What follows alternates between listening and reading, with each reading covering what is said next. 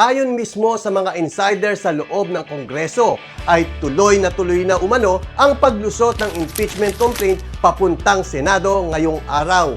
At kasabay nito, 9 sa 11 congressman ng Cebu ang inaasahan pipirma laban kay Vice President Sara Duterte.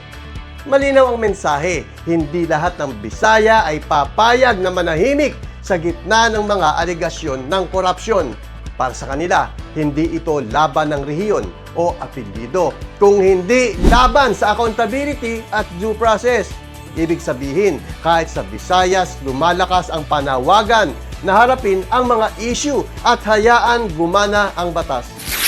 Kahit na dinadaan nila sa pananakot na ginagamit pa ang Iglesia ni Cristo para takutin ang mga congressman. Pero ayon mismo sa mga mambabatas na walang pressure mula sa Iglesia ni Cristo. Kaya ang lahat ng kanilang propaganda ay isang malaking fake news.